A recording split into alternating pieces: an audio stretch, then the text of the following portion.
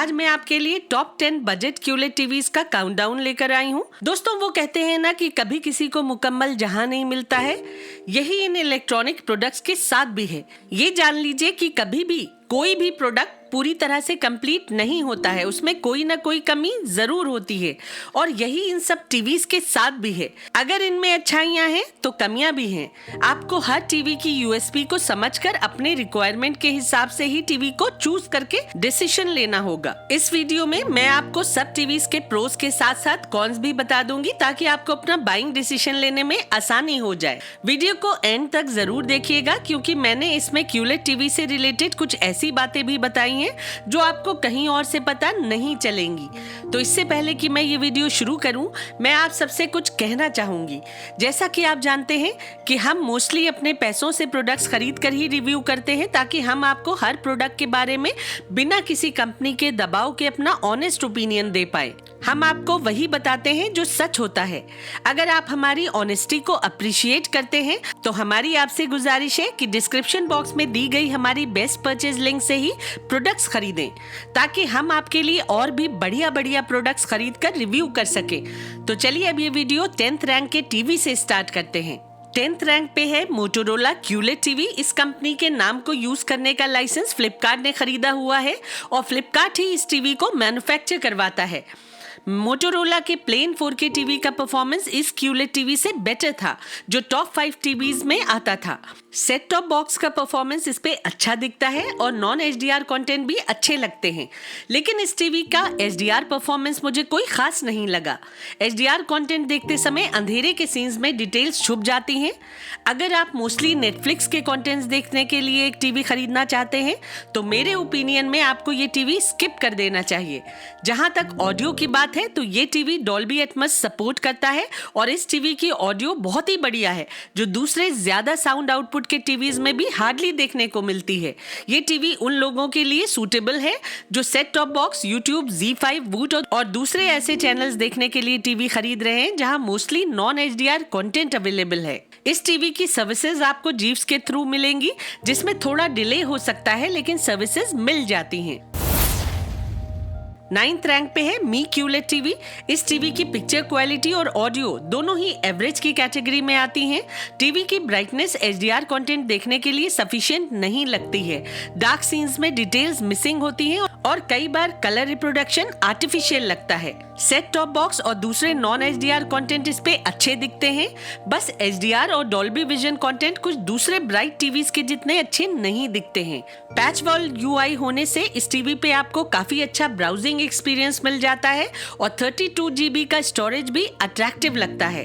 हालांकि इस टीवी में डॉल्बी एटमॉस नहीं दिया गया है लेकिन HDMI 2.1 दी गई है और HDMI EARC से आप कोई भी Dolby Atmos home theatre system इस टीवी से कनेक्ट करके डॉल्बी एटमॉस की ऑडियो का एक्सपीरियंस ले सकते हैं। HDMI 2.1 गेमिंग के लिए एक अट्रैक्शन जरूर लगता है लेकिन टीवी के 60 हर्ट्ज का लो रिफ्रेश रेट HDMI 2.1 को PS5 गेमिंग के लिए कोई खास यूजफुल नहीं बना पाता है।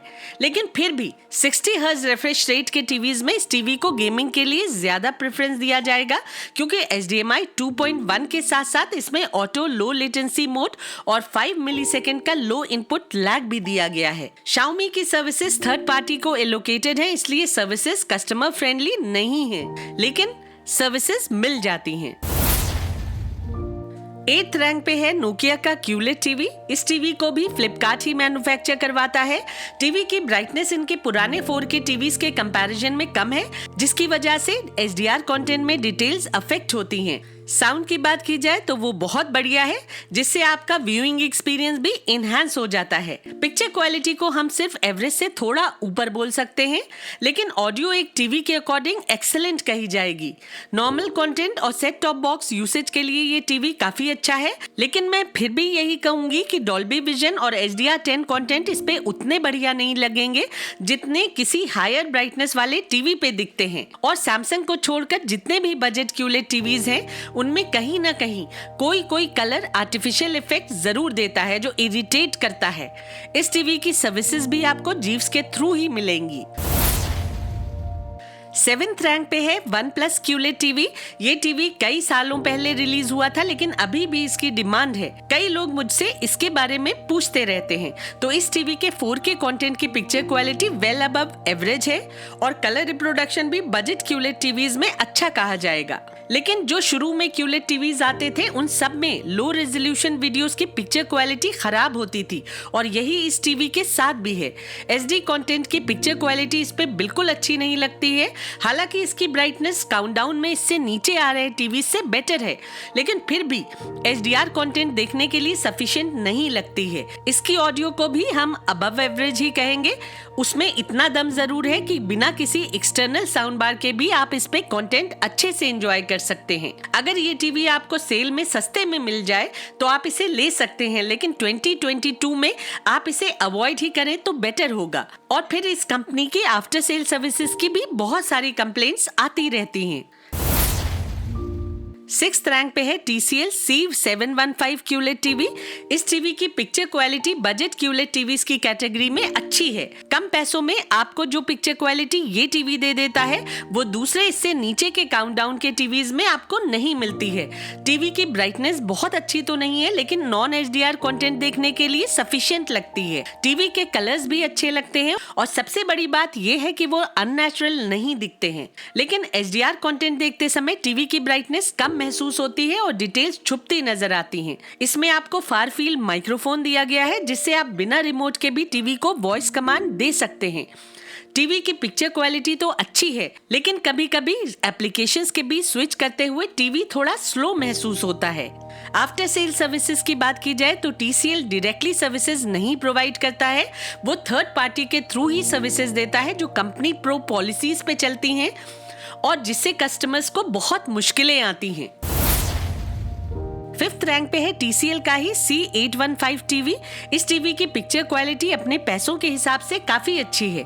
इस टीवी की ब्राइटनेस TCL C715 से थोड़ी बेटर है, जिससे इसका ओवरऑल परफॉर्मेंस उससे सुपीरियर है। साउंड की बात करें तो इसकी ऑडियो बहुत अच्छी तो नहीं है, लेकिन फेयरली सैटिस्फैक्टरी कही जा सकती है। इस टीवी में भी आपको कोई आर्टिफिशियल कलर रिप्रोडक्शन देखने को नहीं मिलेगा।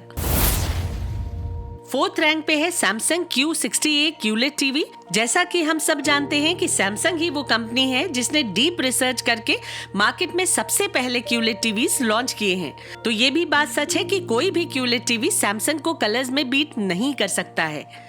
जो वाइब्रेंसी आपको सैमसंग QLED टीवीज के अनसैचुरेटेड कलर्स में मिल जाएंगी वो आपको किसी भी दूसरे QLED टीवी में नहीं मिलेंगी। ज्यादा वाइब्रेंट बनाने के चक्कर में दूसरे QLEDs कई कलर्स को ओवरली सैचुरेटेड कर देते हैं, जो कलर्स को एक आर्टिफिशियलिटी ग्रांट कर देता है। लेकिन सैमसंग के टीवीज का सबसे बड़ा कॉन ये है कि उनमें डॉल्बी विजन नहीं होता है और HDR10+ डॉल्बी विजन की कमी को पूरा नहीं कर पाता है। OTT कंटेंट तो इस टीवी पे बहुत अच्छे दिखते हैं, लेकिन USB पोर्ट के थ्रू टीवी में ज्यादा पिक्चर अपस्केलिंग देखने को नहीं मिलती है। साउंड भी इस टीवी की ज्यादा अच्छी नहीं है। इसके साथ आपको एक साउंड बार की जरूरत पड़ेगी ही। सैमसंग की आफ्टर सेल सर्विसेज अच्छी हैं। इनके वर्ल्ड वाइड स्प्रेड नेटवर्क के बारे में तो हम सभी जानते हैं। 3rd रैंक पे है हाइसेंस U6G। ये टीवी बहुत ही बढ़िया परफॉर्मेंस के साथ आता है। कम पैसों में भी आपको एक्सेलेंट पिक्चर क्वालिटी दे देता है। ये टीवी फुल अरे लोकल डिमिंग के साथ आता है और इसमें आपको 64 डिमिंग जोन्स मिलती हैं।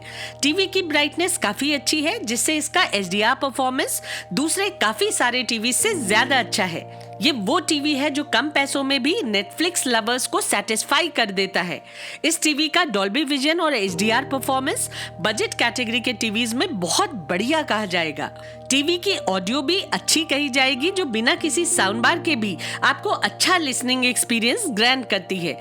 टीवी की UI भी स्मूथ है, सारे एप्लीकेशन स्मूथली चलते हैं और सबसे बड़ी बात यह है कि टीवी की पिक्चर अपस्केलिंग बहुत बढ़िया है। USB पोर्ट के थ्रू प्ले की गई लो रेजोल्यूशन वीडियोस को ये टीवी अपस्केल करके हायर रेजोल्यूशन में प्ले करता है।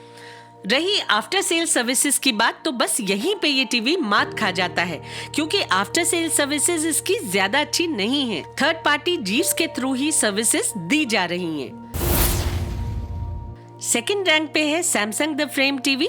इस टीवी की पिक्चर क्वालिटी एक्सीलेंट है और ओटीटी कंटेंट प्ले करते हुए अच्छी पिक्चर स्केलिंग भी मिल जाती है, लेकिन यूएसबी के थ्रू पिक्चर्स ज्यादा अपस्केल नहीं होती हैं और इस टीवी का व्यूइंग एंगल ज्यादा अच्छा नहीं है।